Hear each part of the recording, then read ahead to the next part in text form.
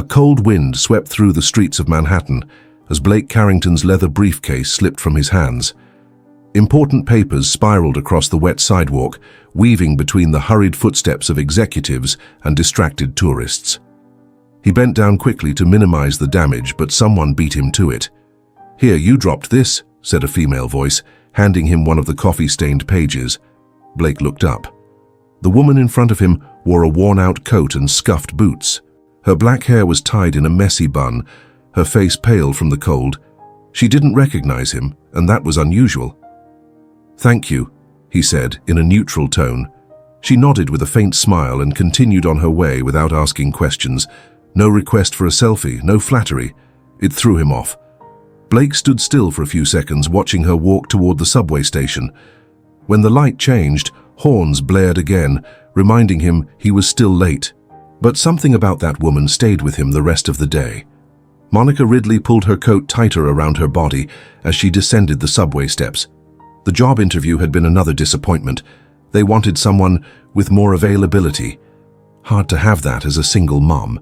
She took the train back to Queens, where she lived in a one-room apartment with her 6-year-old son, Sam. When she walked into the building, the smell of burnt rice wafted from the neighboring apartment. "Monica!" called Mrs. Evelyn, the neighbor from 302, her head wrapped in a colorful scarf and her glasses crooked on her nose. "Your little boy's munching on the cookies I left. He's so cute, playing with that paper ball. Thank you so much, Evelyn. God bless you." Monica gave a tired smile. "It's going to work out, sweetheart. You're good. The world just needs to notice." Monica closed the door gently and hung her wet coat. Sam ran to her with open arms. "Mom, I made a paper plane. Did you see it?" "I did. It's beautiful." She hugged him tightly. "And how was school?" "They said we're going on a field trip, but it's expensive." He looked down. She took a deep breath, masking the sting. She picked up the school letter on the table and set it aside. Later. Right now, she just wanted 5 minutes of quiet. Upstairs, Blake was finishing a video meeting in his luxury penthouse. He was still thinking about the woman on the street. There was something about her natural, fair, gentle presence, rare in the world of cynicism he lived in. He remembered the sincerity in her expression, how she hadn't looked at him as some important man, just someone who needed help. In the living room, the housekeeper informed him that his mother's caregiver had quit that morning. The elderly Alexis Carrington rejected almost everyone. No one was ever good enough, and Blake, despite his wealth, was out of options. What if it's someone different? The idea came as a sudden impulse. He opened the security app, pulled up street camera footage, and asked his driver to look into the woman who had helped him. The next morning, Monica was finishing packing some donated clothes to return to the community center when the doorbell rang. She opened it to find a man in a suit with a polite expression. "Monica Ridley, I work for Mr. Carrington. He'd like to offer you a job, a private arrangement." She stepped back, wary. A job? Taking care of an elderly woman. Good pay, discreet environment. Monica hesitated. It all sounded strange, but the envelope with Sam's medical tests was still sitting on the fridge, waiting to be paid. "Can you give me more details?" 3 hours later, Monica stepped into a glass elevator for the first time, riding it up to the 38th floor of a building on the Upper East Side. She had never seen anything like it. Thick carpets, silent furniture, the scent of expensive lavender. When Blake appeared in front of her, jacketless and slightly disheveled, it took her a few seconds to recognize the man from the sidewalk. "You? Me? And thank you again for yesterday." She crossed her arms. "This is really strange. First you drop your papers, then send someone for me, and now it's a job. I need someone I can trust, someone my mother won't fire in 2 days. I saw how you treated a stranger on the street. That says a lot more than a resume." She remained skeptical. "I'm not used to this kind of thing. It's just a trial, 3 days. You'll get paid even if you decide not to stay." It was too good an offer, and his expression, though guarded, seemed sincere. 3 days. 3 days. As she was led into the bedroom, Monica saw the woman in the armchair. Alexis had the posture of someone who once ruled the world, but her eyes looked tired. Monica simply said, "Good afternoon," and began tidying the room without intruding. Alexis didn't reply. But she watched, as if she already knew this woman would bring more than just hot tea and clean sheets into the house. The soft sound of a teacup placed on its saucer broke the silence. Monica adjusted the tray on Alexis's lap and gently pulled the armchair closer. Natural light filtered through the thick curtains, drawing soft lines on the carpet.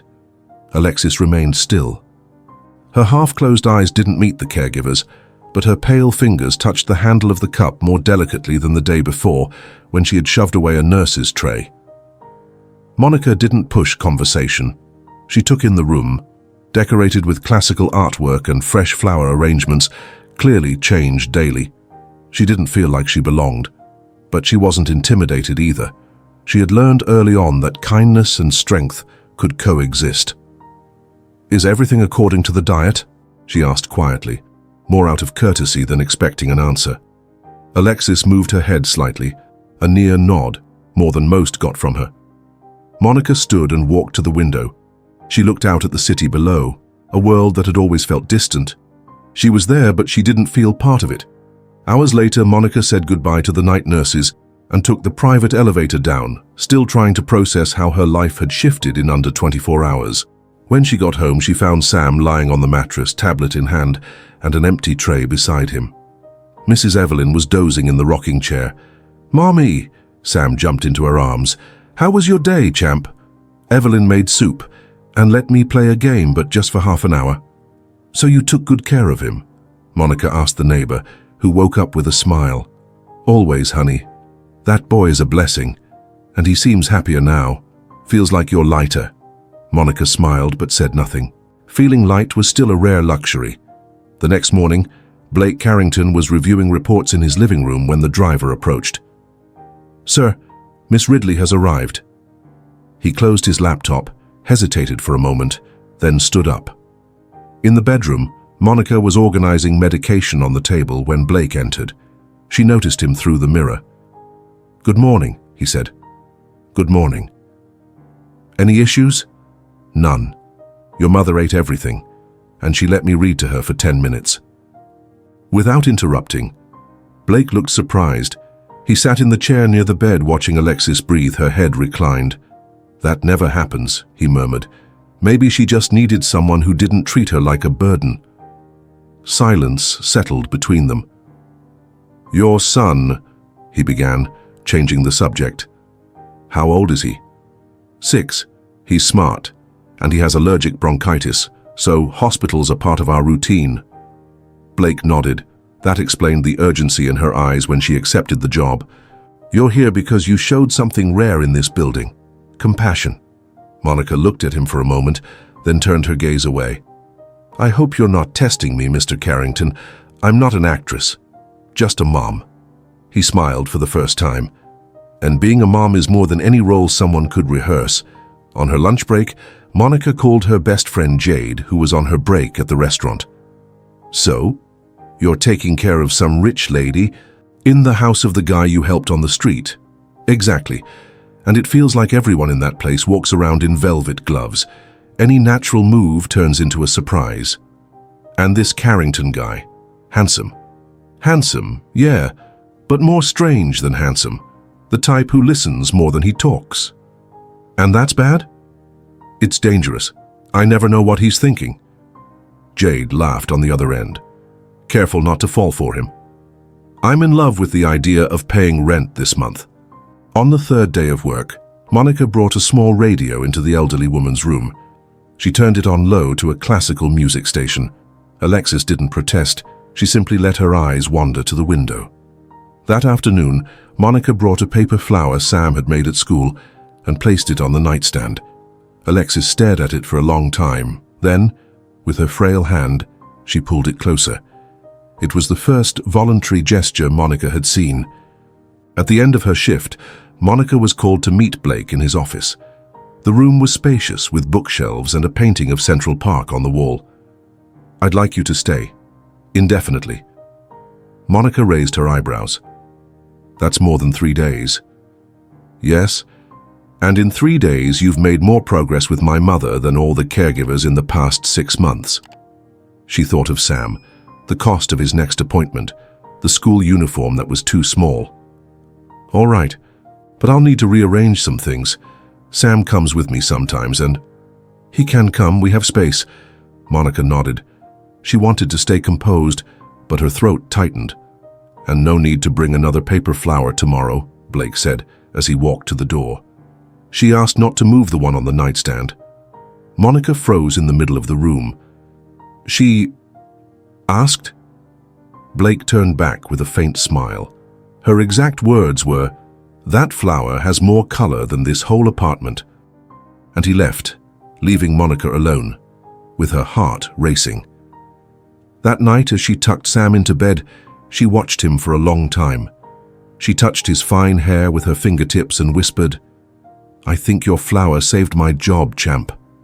Outside, the city sparkled with lights, but for the first time in a long while, Monica didn't feel like she was on the outside of it. The day began with clear skies and an unusual silence high above the city. Monica arrived early, as always. In her hands, she carried a small scarf she had knitted the night before, not for Alexis, but for Sam. Still, the elderly woman noticed the yarn peeking out of her bag, glanced at it for a moment, and said nothing. That morning, Alexis seemed more observant. There was no refusal of food, no protest against music, just a watchful gaze that followed Monica as she arranged the medicine bottles on the side table, changed the water in the paper flower vase, and wiped the windows with a damp cloth. Monica didn't need words to know it was a good day. Alexis took her vitamins without complaint and even allowed Monica to turn on the record player. A slightly scratched old album played, a sound familiar to the elderly woman. The music filled the room like a lost memory, and her eyes seemed to shimmer with something long forgotten. She closed her eyes, breathing in the sound like someone recognizing a home. Monica respected the silence. She stayed nearby, simply folding the blanket at the foot of the bed. As she prepared to leave the room, Alexis's voice broke the air. "The flower? Is it from your son?" Monica stopped. The voice was raspy, but steady. "Yes, he made it at school." Alexis just nodded slightly. She said nothing more, but Monica knew that was the closest they'd come to a conversation. In the penthouse kitchen, the smell of fresh coffee blended with butter on toast. Monica was fixing a tray for herself when she noticed Blake leaning against the counter, silently watching her. "You stayed overnight?" he asked. "Mrs. Carrington had a slight drop in blood pressure. I thought it was best to keep an eye on her." "Thank you for that." "It was nothing. I'm used to sleepless nights." He noticed the dark circles under her light eyes. A tired beauty, but still present. "Can I ask you something?" she said, placing the mug in the sink. Blake nodded. "Why did you choose me? So many people with resumes. I didn't even have a reference letter." He took a deep breath before answering. "Because you saw a man drop papers in the street and didn't ask what he could offer you. You just helped."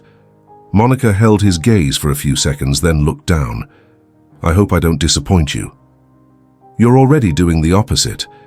By late afternoon, Monica had taken Sam downstairs to the lobby, where he played with a toy car on the cushions while she read a soup recipe Evelyn had sent. Nearby, the building's security guard smiled discreetly as he watched the boy run around. That's when Monica heard something. One of the staff members was on the phone, back turned to her, speaking in a low but audible tone. "Yes, I'm taking Mrs. Carrington's documents. Yes, Mr. Blake's mother should be in the south wing safe." Monica froze. Every word echoed in her gut. Mr. Blake's mother. Carrington. Mrs. Carrington. Her gaze drifted to the ID badge on the elderly woman's nightstand, something she'd never read closely before. Alexis M. Carrington. Her whole body felt hollow. The name, the reverence in everyone's voice, the lack of visitors, the silence around the old woman. Blake had hired someone to care for his own mother, and hadn't told her. That night, Monica didn't eat dinner. She made something quick for Sam and sat at the window, staring out at the city lights. Jade called, but she didn't answer. Evelyn tapped on the wall, concerned, but Monica responded only with a quiet, "I'm fine." But she wasn't fine.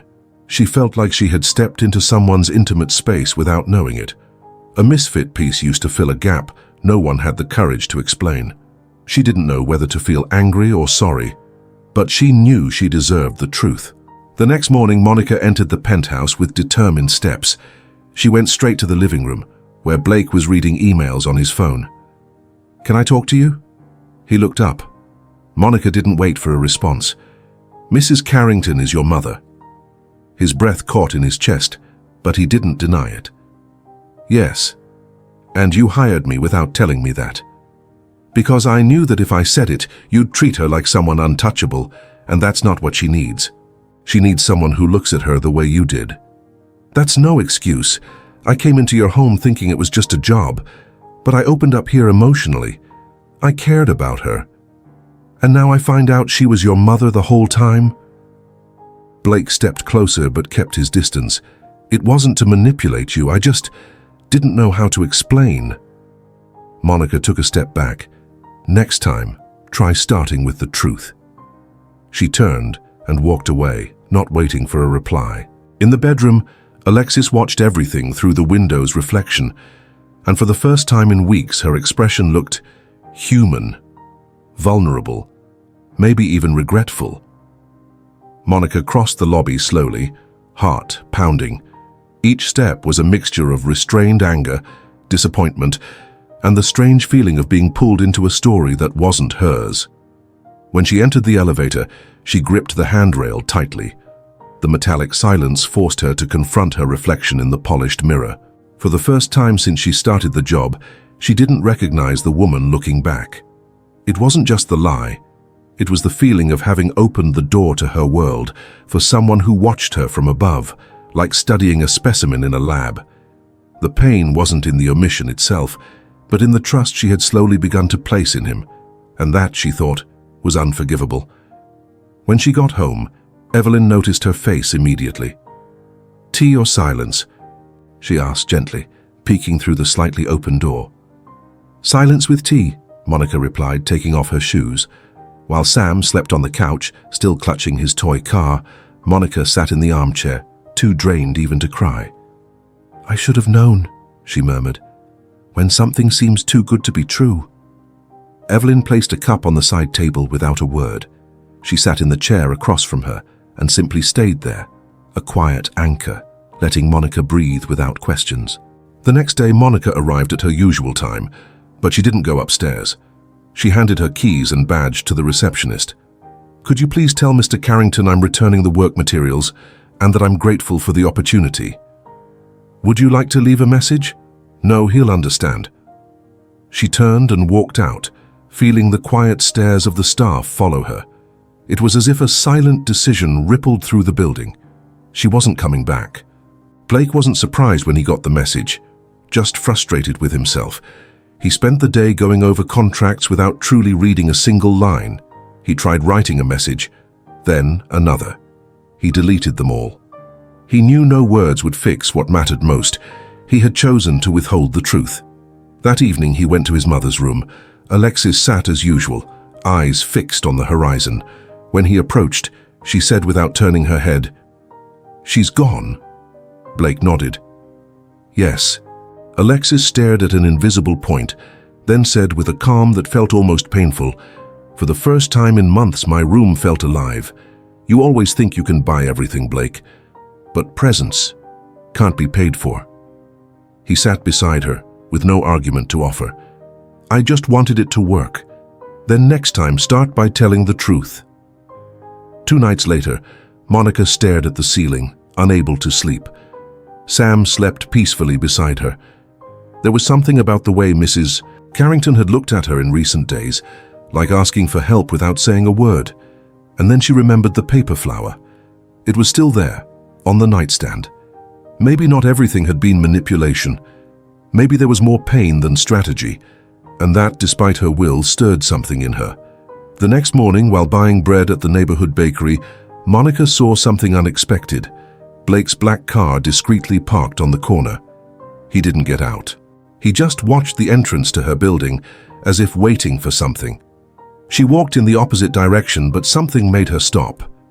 She turned around. The rear window rolled down. Blake looked at her.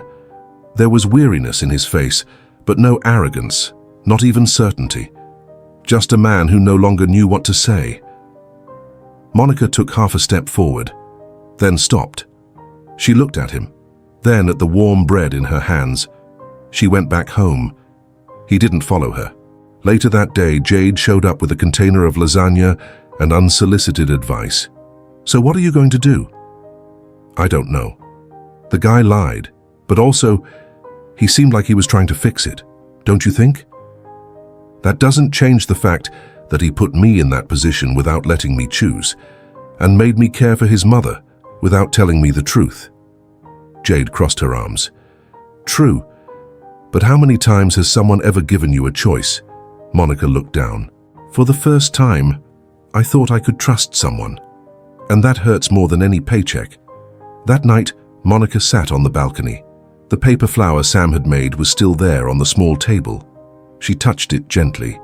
The edges had started to fade. She closed her eyes and sighed. She still didn't know what she was going to do, but she knew there was a connection there.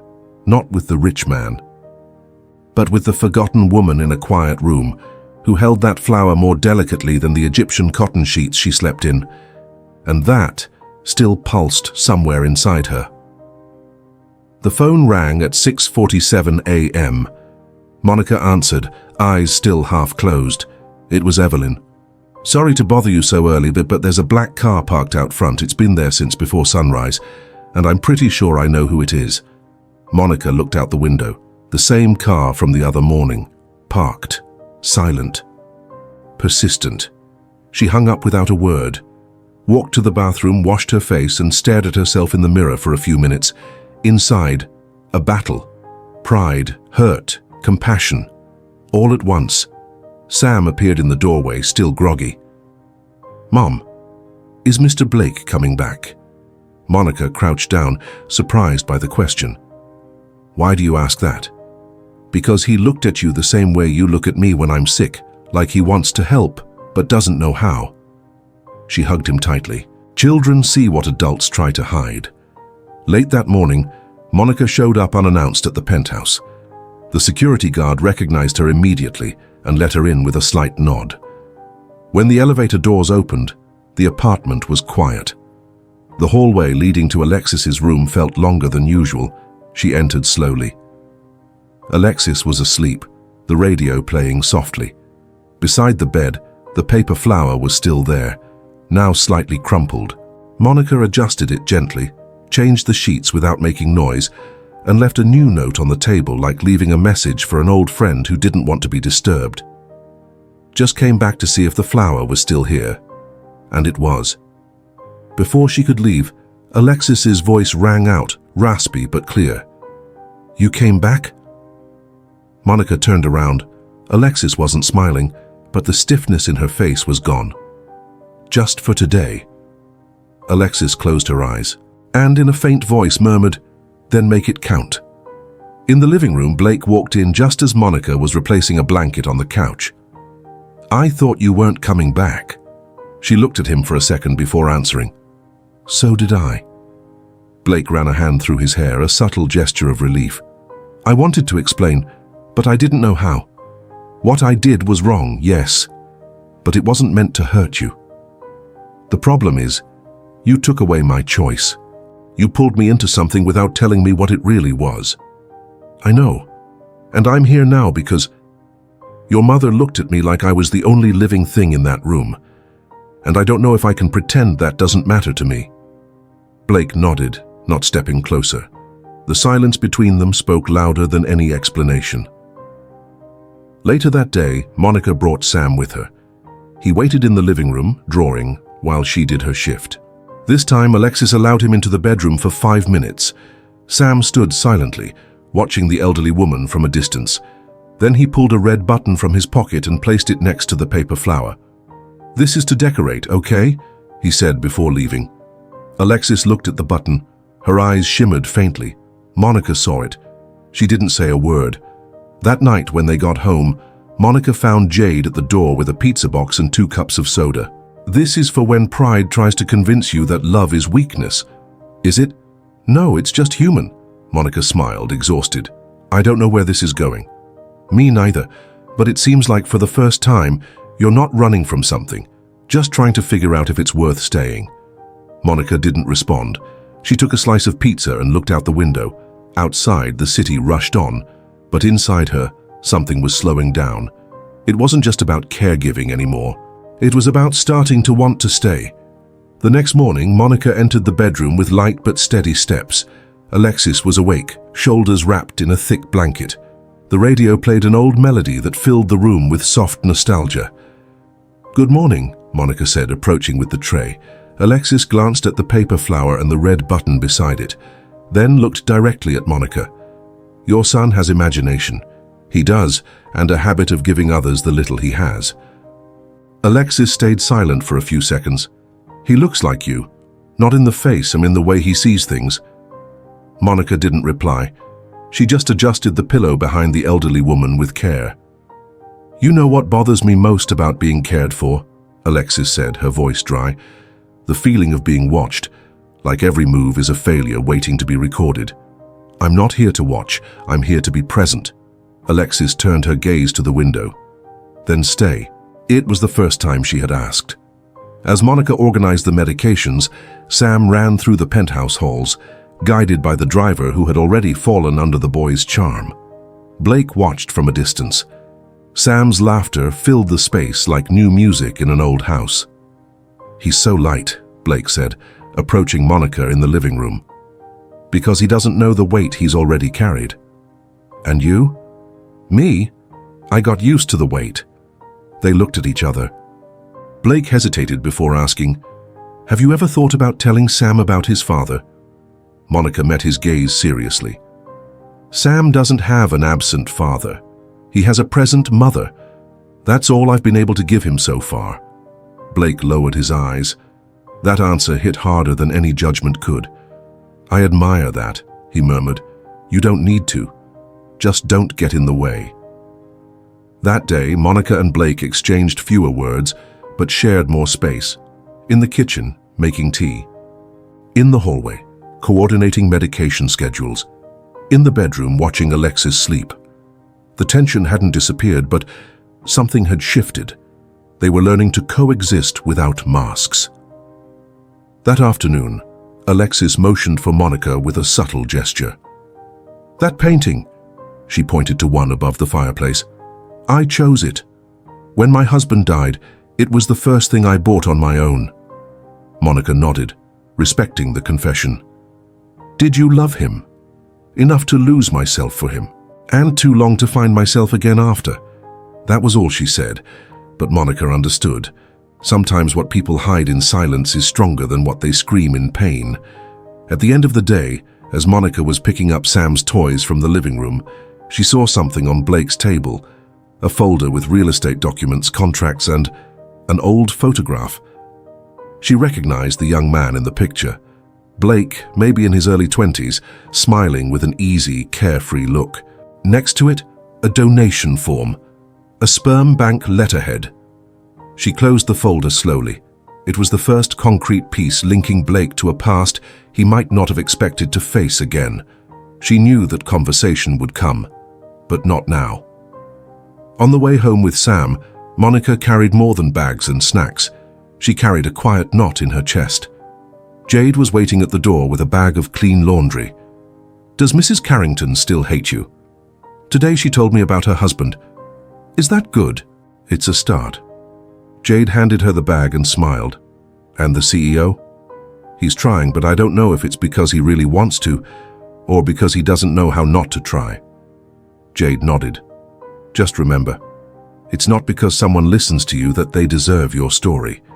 Monica agreed in silence, but deep down she already knew she had given away more than she meant to. That night, Monica sat next to Sam in bed. "Do you like Mr. Blake?" "I do. He listens to my whole stories, even the parts no one gets."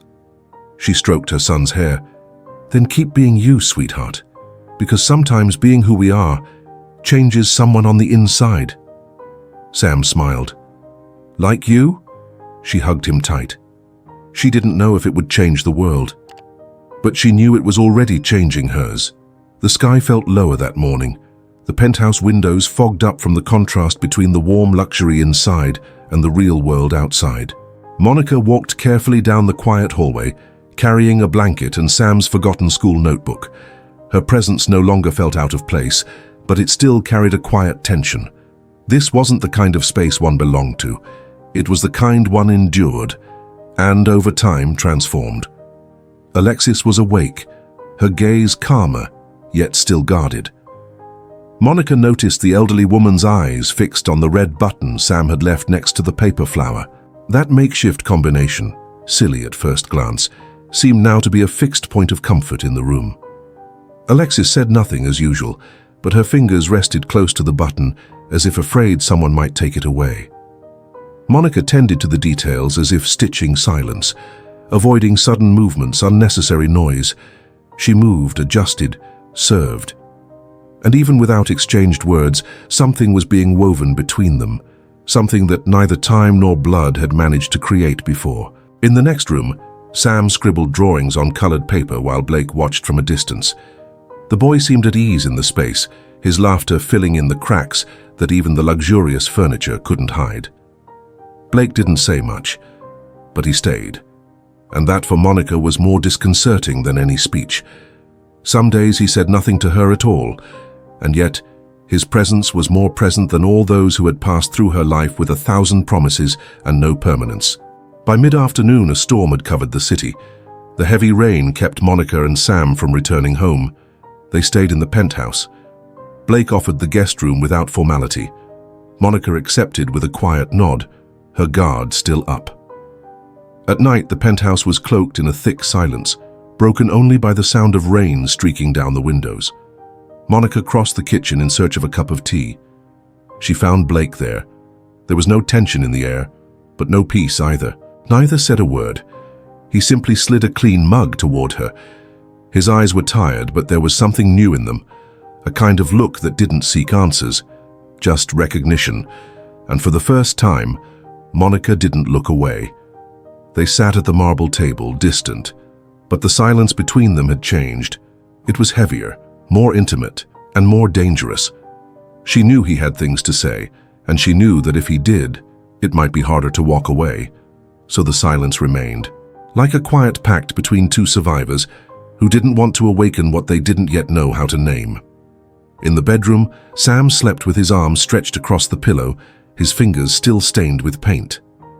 Earlier, Alexis had asked to see his drawings, and to Monica's own surprise, she had nodded in approval. It was the first direct acknowledgement the elderly woman had offered, not to Monica, but to her grandson, even without knowing it yet. In the middle of the night, Monica woke to the sound of the record player turning on. She got up quietly. In the dark living room, Alexis sat in her armchair, staring into nothing, while music filled the empty space. Monica didn't enter. She just watched from a distance. Alexis held the red button between her fingers as if it were a relic from another time. The paper flower was still there, steady beside the radio. What had seemed simple days ago was now the strongest link between people who had lost almost everything, except the ability to be moved by something handmade and heartfelt. The next morning, Monica didn't leave, nor did she feel like she was staying. She simply remained, as if she had already been there for a long time. The rain continued.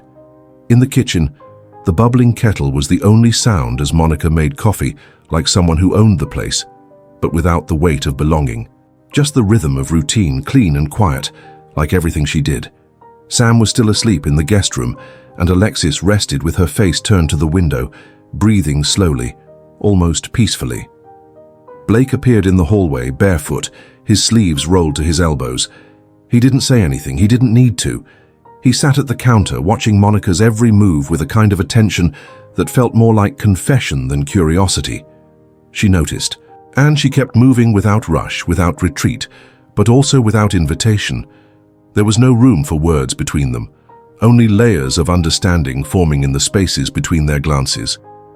Blake wasn't a man used to the kind of silence that heals, but this time he didn't try to fill it.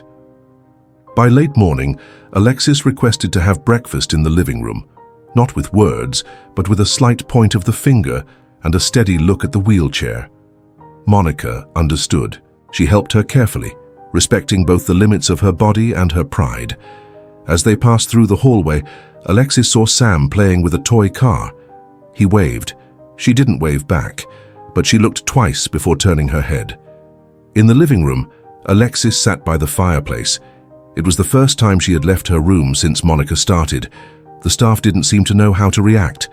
The air felt different. Blake watched from a distance, not interfering, but fully present. Monica moved with precision, always one step behind, never intruding on a space that wasn't hers, but making her presence known with thoughtful gestures. A blanket over the old woman's shoulders, a napkin beside the teacup. A gaze that didn't ask for permission, only offered care. There in front of the fire, Alexis let out a sigh, the kind of sound that slips out unplanned. It was exhaustion, but also surrender. She wasn't ready to yield, but she was too tired to keep resisting completely. That grey afternoon, Sam approached the armchair with a new drawing. A colourful circle with two scribbled faces and a flower in the middle. Alexis said nothing, but she took the paper with frail fingers and, without anyone prompting her, tucked it into the book she always kept on her lap. Monica saw it. She didn't comment, but she felt it. By the end of the day, the sun broke through the clouds, painting the sky in golden tones. Monica was preparing to leave, but paused when she saw Blake leaning in the doorway, as if waiting for her. He didn't try to stop her, but he didn't hide that he wanted to. Her eyes met his briefly. There was a silent question there, unspoken, but lived.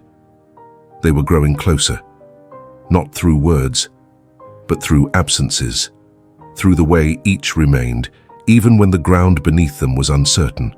That night, back at the apartment in Queens, Monica tucked Sam into bed and sat on the couch, her eyes lost on the ceiling. From the other side of the wall, Evelyn sent a message.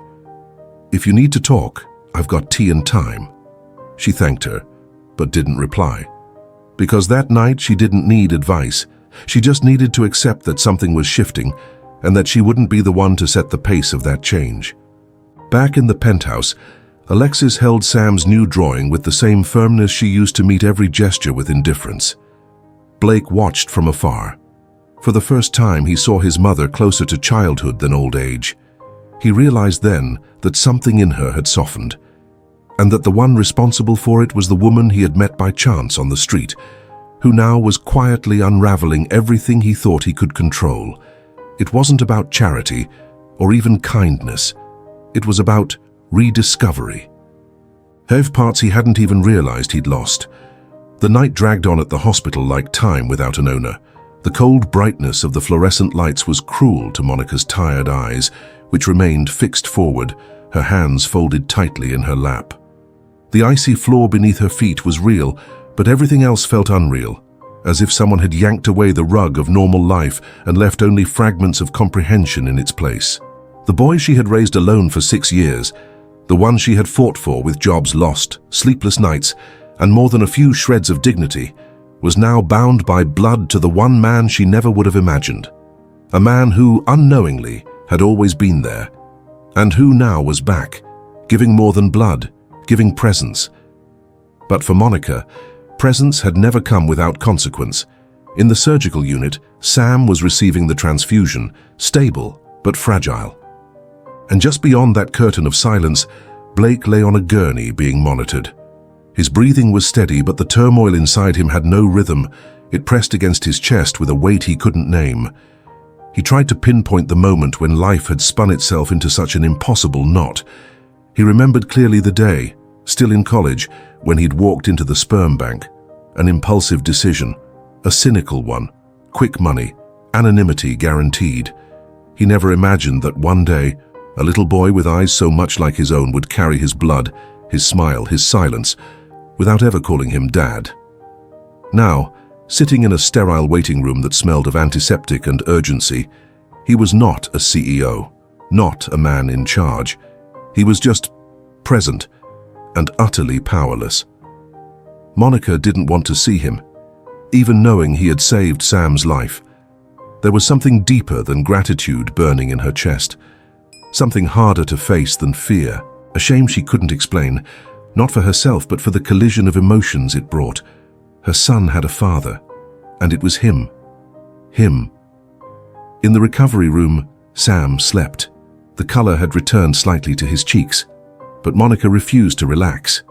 She sat beside his bed, eyes fixed on the monitor, listening to the slow, steady beeping as if it were the only thread keeping her heart in place. The rest of the world could wait. Nothing mattered but that sound, that heartbeat. A nurse entered quietly and left a clipboard on the table. Monica saw Blake's name under compatible donor. His signature was bold, clear. She ran her fingers across the ink as if she could erase it, wipe away the past 24 hours and go back to when things were uncertain, but at least familiar. Evelyn arrived later carrying a blanket and a strong cup of coffee. She didn't say much, just sat next to Monica, the same way she used to sit on the edge of her bed when Monica was a girl too afraid of the dark to sleep. It was a different kind of darkness now, but the gesture hadn't changed. On the other side of the wall, Blake was putting his shirt back on. He'd been discharged, he could have left, but he didn't. He didn't know if staying was the right thing to do, but leaving felt like cowardice. And he'd spent too long running from the pieces of his life that didn't fit his plans. Now for the first time the story was catching up to him, and it was too loud to ignore. Just before dawn, the hallway was empty. Monica stood slowly, her legs trembling. She walked to a narrow balcony off the unit. The air was sharp, biting, but she needed it, needed something colder than her own breath to force her mind into clarity. He was there. She saw him in the reflection of the glass before she turned her head. He didn't speak, and that was what hurt most. Not his silence, but the kind of silence it was. Not arrogance, not indifference, regret, helplessness. Monica kept her eyes on the city. Blake leaned against the wall beside her, not too close. He knew better. He knew that right now, any move could feel like intrusion. She thought of so many things, of how she had always told herself that pregnancy was an act of bravery, that not needing a man, not needing a father for her child was a kind of triumph, that it didn't hurt, but it had. And now it hurt more, because the father was here, and he wasn't the man she chose, but the man life had chosen. Out there, between concrete and fog, there was a canyon between them, and also a bridge, an invisible one, built from blood, from a past neither of them had consented to, from something neither had words for.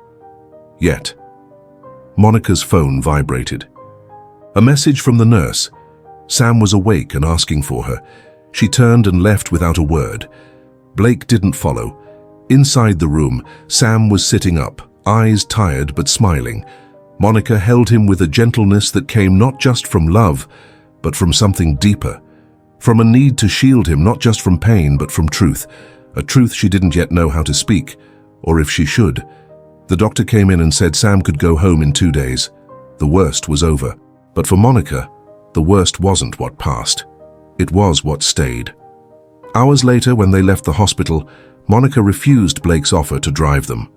She took a taxi, held Sam in her lap the entire ride. He slept the whole way. She watched him the whole time, and saw him like she was seeing him for the first time. Everything in him now felt heavier. His blood, his smile, his silence. At their building, Evelyn helped carry the blankets and lifted the boy gently into his bed. Monica stayed on the sidewalk a moment longer, breathing in the dry morning air. She knew a decision was waiting, but she didn't know how to make it. Blake didn't call. He didn't show up. He respected the silence. But Monica knew this wasn't an end. It was a beginning of something she hadn't asked for, but that now existed and had to be faced. In the apartment, she sat beside Sam and ran her fingers through his hair. Outside, the city roared on with its usual urgency, but inside her everything was still suspended.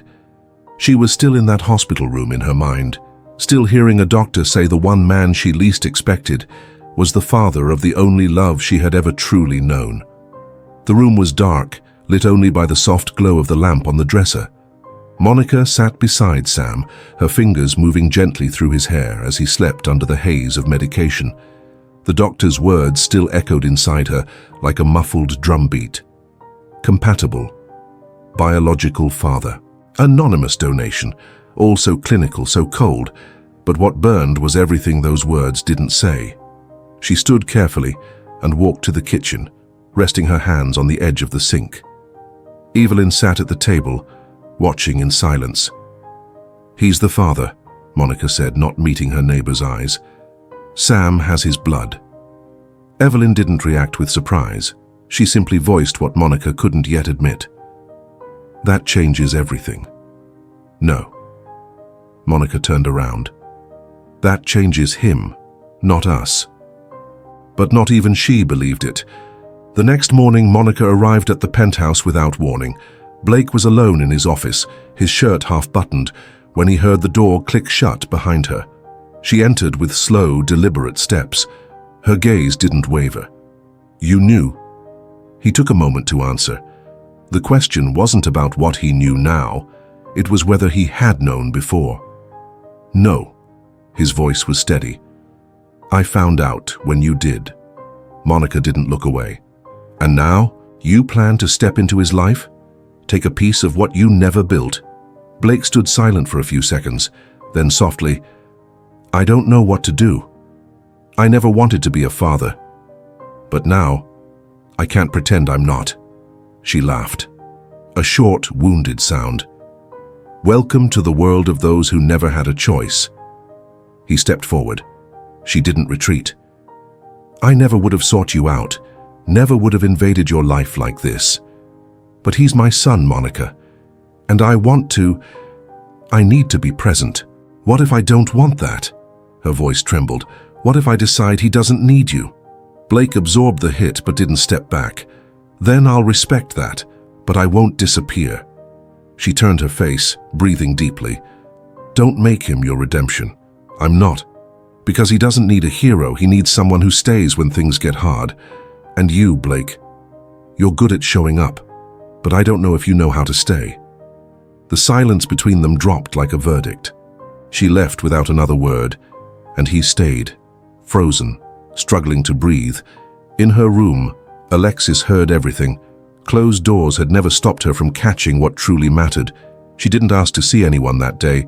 She simply asked for the paper flower to be put back in its place after a maid accidentally knocked it off the nightstand. "Don't touch the button," she whispered. "It's the only thing that reminds me what still matters in this house." In the days that followed, Blake began frequenting the hospital where Sam continued his checkups. He didn't speak to Monica, but he waited in the hallway, sometimes for hours, sometimes for just a few minutes, a presence that asked for no space, but didn't give it up either. Sam, unaware of the weight of the truth, started asking for him. Why didn't Mr. Blake come today? Monica always dodged the question with a smile and a quiet, "He must be busy." But she knew better. She was the one holding him back. She was the one who didn't yet know how to let him in. At home, Monica began revisiting old boxes, fertility clinic forms, test receipts, letters never sent. Everything she'd kept to remind herself she did it for love, love without guarantees, love without help, love strong enough to carry a child across the world with no hand to hold but her own. Now there was one, and it was the last hand she'd ever imagined needing. That night, Jade visited. She found Monica on the floor of the living room, surrounded by papers and memories. "He's not a stranger. He's my son's father, but that doesn't make him my story." "But he is part of Sam's," Jade replied simply. Monica said nothing. Deep down, she knew their story had changed, whether she liked it or not. And the choice ahead of her wasn't just hers anymore. The city continued its merciless rhythm, but time inside Monica had slowed. The past weeks had left subtle scars, circles under her eyes no concealer could hide, longer pauses between sentences, careful movements as if any misstep could bring it all down. Her routines with Sam, once made of safe little rituals, were now tinged with uncertainty. In the way she packed his lunchbox, in how she tucked his sheets, like she was clinging to what little she could still control. That morning, The hospital called to confirm that Sam was well enough to return to school the following week. The news should have brought relief. Instead, it highlighted the decision she still couldn't make: how to tell a 6-year-old boy that the man he'd just started to admire was actually his father. There was no script for that, no manual on how to prepare a child's heart for an emotional earthquake, and even less guidance for a woman who had believed, for 6 years, that she'd get to choose whether to share that truth or not. While Sam slept, Monica stepped onto the balcony. The sky was clear but cold. The breeze brushed her face with quiet cruelty. Across the railing, Evelyn lifted her coffee mug like a silent, "I'm here." At the Penthouse, Blake skimmed documents without reading a word. His thoughts were anchored in Monica's silence, not in billion-dollar deals. Since the day at the hospital, she had closed every door without locking any of them. A kind of retreat that didn't say go away, but didn't invite him in either. He respected it. But he hadn't given up. Each day he found ways to be present without pushing. He sent books for Sam, left quiet notes inside the boy's drawings, never signed Dad. Only Blake. Sam noticed. He was perceptive enough to see what adults tried to hide. He started asking more often about the Penthouse, if he could visit Mrs. Alexis. One afternoon, out of nowhere, he said he liked how Blake stayed quiet, because his silence felt different. "He doesn't try to ask hard things," he said, with that clarity only children have. "He just sits and waits for me to finish drawing." Monica didn't reply, but those words followed her for days. Upstairs, Alexis also felt the absence. She no longer complained about schedules. She no longer ignored the radio. She was quieter than usual, but it was the kind of quiet born from longing. Monica saw it in how she kept her eyes fixed on the door, like waiting for someone she wasn't sure still knew they were supposed to return. One morning, while placing the medication on the table, Monica noticed that Alexis wore a simple, tarnished silver necklace. It was the first time she'd seen her wearing anything personal. "My husband gave it to me," Alexis said without prompting.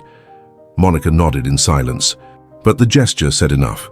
Alexis was letting go of her armor. That same day, while organizing the elderly woman's dresser, Monica found a folder tucked between folded clothes. Inside, there were old medical notes, a hospital receipt from Sam's stay, and a handwritten note. "I know it's not easy to trust, but if there's one thing I've learned, too late, is that love doesn't warn you when it arrives, only when it's gone." The handwriting was Blake's. Monica held the note for several minutes, then returned it to the envelope. It wasn't time, not yet. But something inside her had shifted. That evening, back at home, Monica made a simple soup, put Sam to bed, and sat on the couch staring at the wall. Jade showed up unannounced, with a bottle of cheap wine and 2 plastic cups. "Is it getting worse?" she asked, dropping into the armchair. "It's getting real," Monica replied. "What are you going to do?" Monica took a while to answer. "I don't know if I know how to share my son, even with someone who gave his blood for him." Jade took a sip and said bluntly, "You fought so hard to protect that boy, but maybe he deserves to know there's another place where he can lay his head." Monica closed her eyes, not in agreement, but because, for the first time, she felt she might not be alone in this fight anymore. The next morning, she sent Blake a short message. "Can we talk?" He replied with one word, "Yes." They met that evening at the Penthouse. Monica arrived calmly. The apartment was quieter than usual. Blake waited for her in the office, standing, prepared to hear everything and ready not to interrupt anything. She entered without ceremony. Her eyes held no anger, only exhaustion.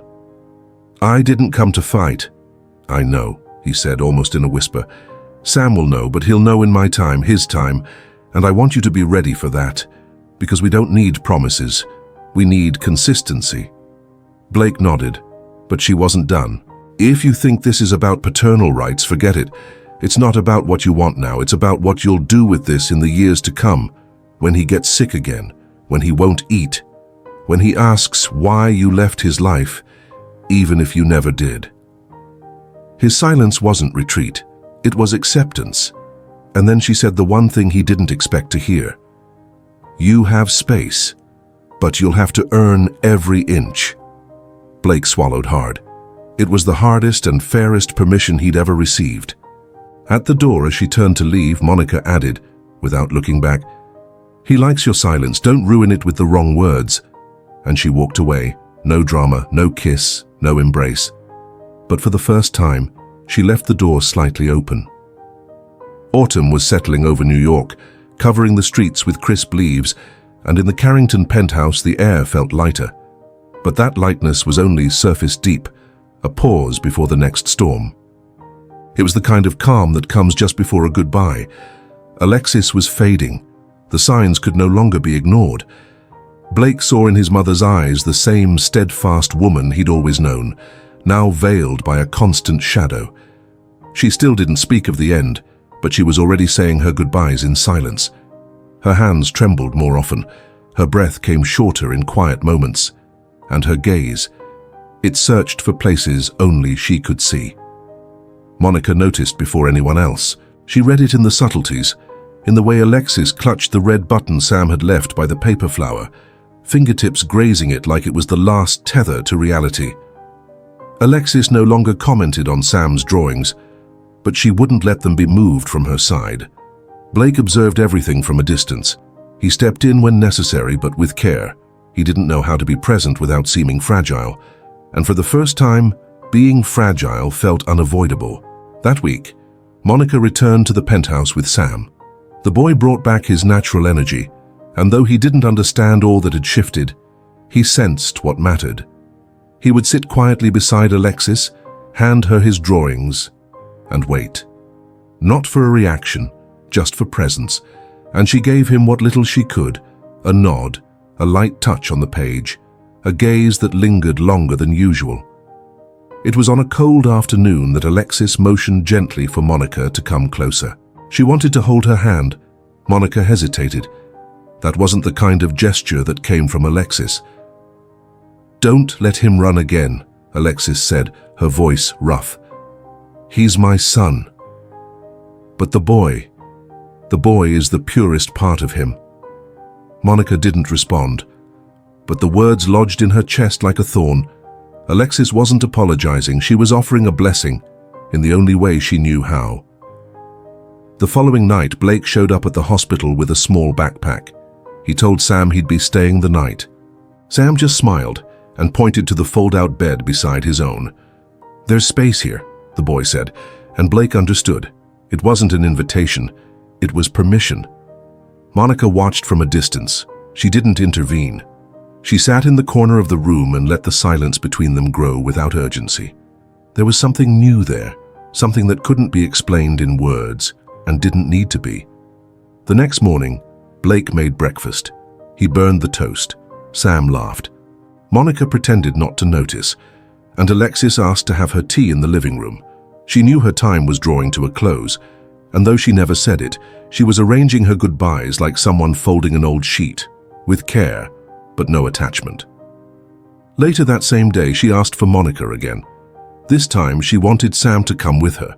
She looked into the boy's eyes, at length, like someone trying to memorize a face for the last time. Then she turned to Blake. "He has your stubbornness, but his heart, he got that from her." Blake tried to speak, but his voice failed. Alexis extended her hand. He took it, for the first time in a long while. "I was too hard on you," she said without looking away. "But you were never weak. You were just lost." He knelt before his mother and lowered his head. Monica stepped back, gently pulling Sam with her.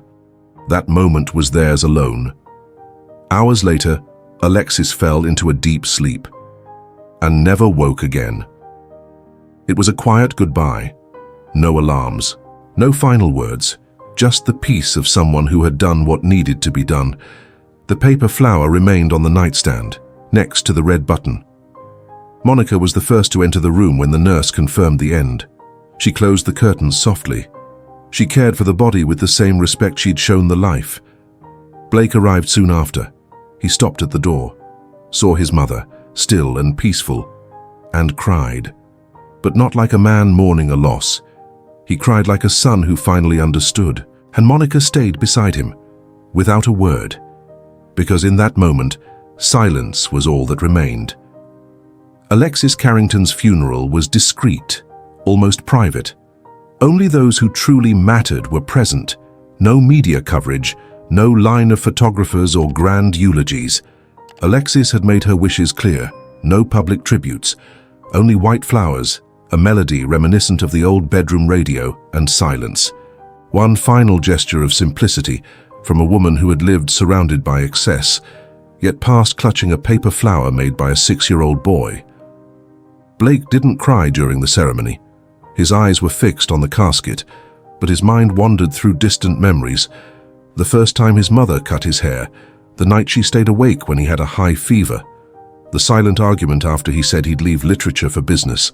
The memories came in disconnected flashes, but they all shared one truth, the words they never found the courage to say. Monica stayed beside Sam, away from the front, honoring a son's grief. She watched Blake with a mixture of compassion and caution. He had shed his usual armor, no pristine suit, no CEO posture, no aura of control. There, in the face of finality, he was just a man who had lost the one person still tethering him to his past. When the casket lowered, Sam gripped Monica's hand tightly. In his other pocket, he hid a new drawing he'd made the night before.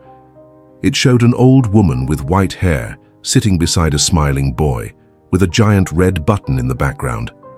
Monica couldn't bring herself to stop him when he asked to place it among the flowers. She liked things we make with our hands, not things we buy with money, he whispered, and no one doubted he was right. After the burial, the group returned to the penthouse.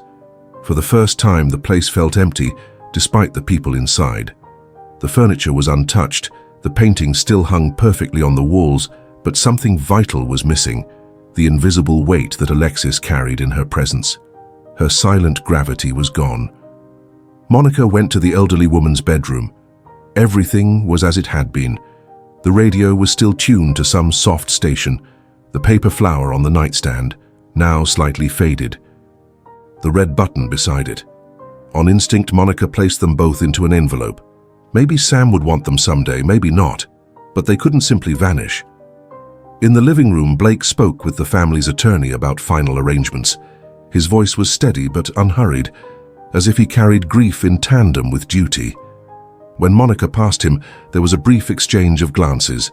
Neither said a word, but something passed between them, a quiet acknowledgement. Shared pain brings even the distant closer. Days went by.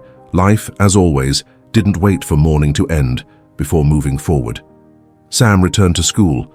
Monica resumed her shifts at the community center, splitting her time between caregiving and survival. But something in her had shifted. She was quieter, more focused, like someone who knew a difficult decision was approaching. Blake called. Sometimes he left messages. He never demanded, never pressured, and that somehow hurt more.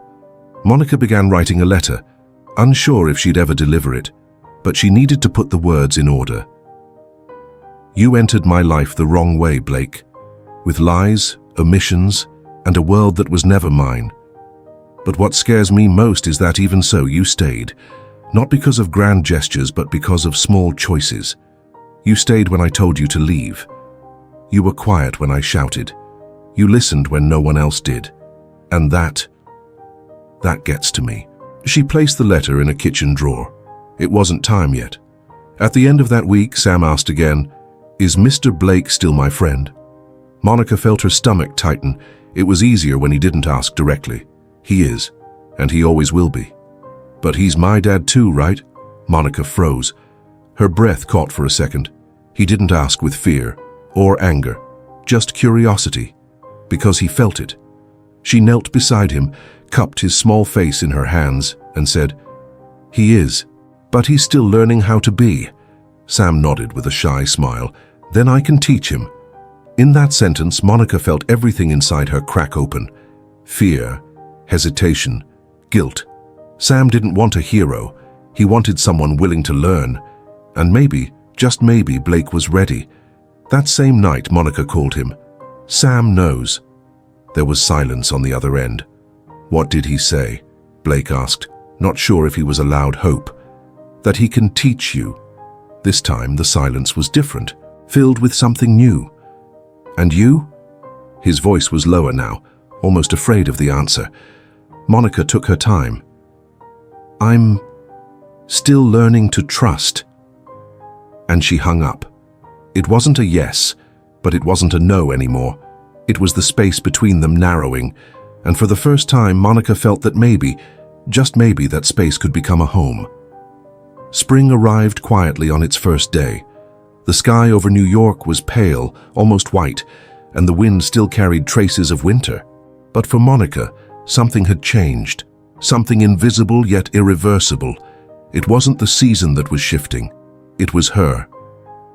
Sam woke up earlier than usual and put on his blue t-shirt that read, "Be kind to the world." He said he wanted to go to the park, and Monica didn't say no. After everything, she had learned that some simple invitations were really calls for new beginnings. That same day, Blake was setting the table in a new space, a support center he had decided to fund in Alexis's name. Not just as a tribute, but because he finally understood what she had been trying to say in her final days. It was about leaving something that served others, not to be remembered, but to make a difference.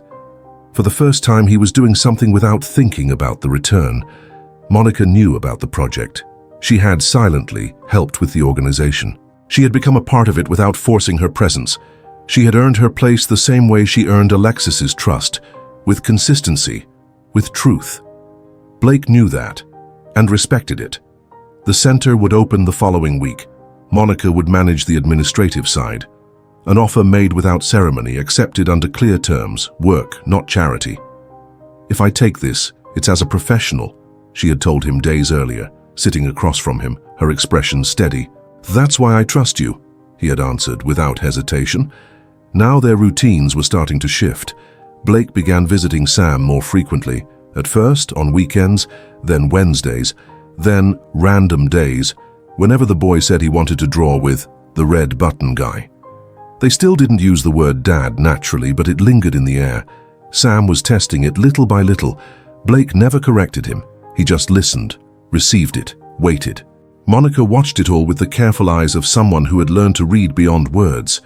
She saw that Blake wasn't trying to take a place that wasn't his. He didn't impose. He simply showed up, stayed. When Sam coughed, he called. When Sam sent him a drawing, he replied. Small things, daily, real. That night, as Sam slept with his head resting on her lap, Monica reread the letter she had written and tucked away weeks before. The words still made sense, but they no longer felt urgent, because without realizing it, she had already said everything in that letter, through gestures, through shared silences, through all the things she'd stopped resisting. She picked up the envelope, opened the window. The wind rushed against her face. Then, without ceremony, she tore the letter into small pieces, not out of anger, but because she didn't need it anymore. Fear no longer guided her.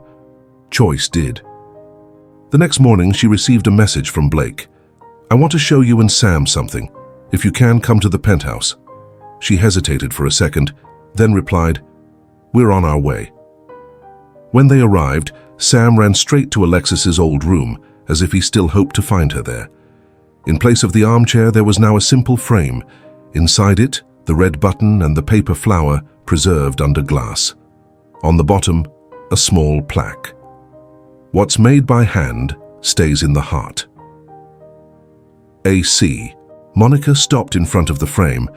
Her throat tightened. Sam touched the glass with his fingertip, then looked at Blake. "Was this hers?" Blake nodded. "And yours too." The boy smiled, then ran to the balcony where the sun was beginning to warm the late morning.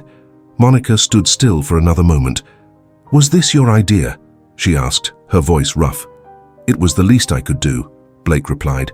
"She didn't leave in peace because of me. It was because of you two." Monica didn't respond. She simply walked to the living room couch. Blake followed. They sat side by side, unhurried. The silence between them felt different now. It had a new temperature. He turned his head slowly and asked, without pretense, "Still learning to trust?" She didn't respond immediately. She just looked at Sam playing with his paper airplane. "I am, but you're making it easier."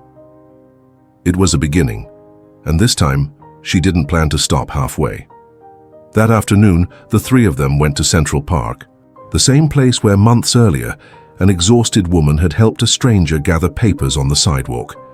Back then, she hadn't known who he was, and he, despite knowing everything about contracts, mergers, and investments, hadn't known who he was either. Now they walked together. No rush, no script. Sam ran ahead with the same makeshift paper airplane, slicing the air with motor sounds and laughter. Blake, walking beside Monica, kept pace with steps that felt steadier, but lighter than usual. Monica carried a bag with snacks and the last paper flower Sam had made. The old one, now protected behind glass, remained in the penthouse, as memory. But this new one she chose to keep, not as a symbol, but as a gesture. As Sam ran off to climb one of the park benches, Blake stopped walking. Monica did too. The wind picked up suddenly, as if calling for quiet. And Blake, watching his son from afar, said, "He's better than me at everything." Monica turned her head. "No, he just had to learn sooner. You're still at the beginning." Blake nodded. "The beginning with you two means more than everything I've ever built." She didn't answer, but she stayed. Minutes later, they sat on the highest bench in the park, where the noise of the city felt distant. Sam tugged on the sleeve of Blake's jacket, pointing at the pigeons and saying he wanted to draw them when they got home.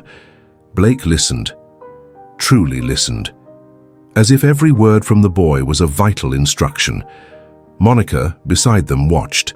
The scene wasn't perfect, nothing was, but there was a kind of peace she hadn't felt in years, not the peace of a life without problems, but the peace of knowing that now, at least, there was someone to share the weight. Evelyn called later that afternoon. She wanted to check in. Monica answered with a softer voice than usual. "We're okay. For the first time, we really are." Days later, Sam returned to school with renewed energy.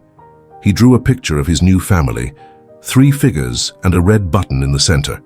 His teacher commented that he seemed more talkative, more confident. Monica smiled when she heard. She knew. It was the quiet kind of love that makes a difference, the constant presence, the daily choice. That weekend, the 3 of them returned to the penthouse, this time without tension. The space that once felt cold now felt familiar. Sam ran to the room where Alexis used to stay. He stood there silently for a few minutes, then returned with the old radio in his hands. "Can I turn it on?" Monica nodded. The music filled the space. An old melody, scratchy, but oddly perfect for the moment. Blake sat on the couch with Sam in his arms. Monica sat beside them. They didn't say much. They just sat there together, letting the music fill the space between what had been and what was still to come. Later that night, Sam fell asleep in Blake's arms. He carried him to the bedroom with care, like someone holding something fragile, but precious. Monica followed with her eyes. There was pride in them, and something deeper. There was choice. At the door of the bedroom, Blake stopped, looked at Monica. His eyes said what his voice didn't dare. She stepped closer, until she was right in front of him. "Still scared?" he asked, barely above a whisper. She nodded, but didn't pull away. "Fear doesn't stop me anymore. It just makes me think harder before moving forward." He took her hand. "Then think. But let me stay." She took a deep breath. "You've already stayed, and I've stopped pushing you away." It was there, in the room where there had once been pain, that the first gesture of an undefended new beginning was born. A hug without urgency, a comfortable silence. Months later, the support center founded by Blake and run by Monica gained attention across the city. Not for the money behind it, but for the lives changed within it. In the main room, above the fireplace, the same frame, the red button and the paper flower, not as a symbol of wealth, but as a reminder that what's made by hand and by heart never disappears. If this story touched you, share your thoughts in the comments. We'd love to hear what it meant to you. Remember to hit the like and subscribe buttons. This is really important for the channel. Really important. And if you're ready for another story of love and hope, click the first card or the second one to watch the full playlist. See you there.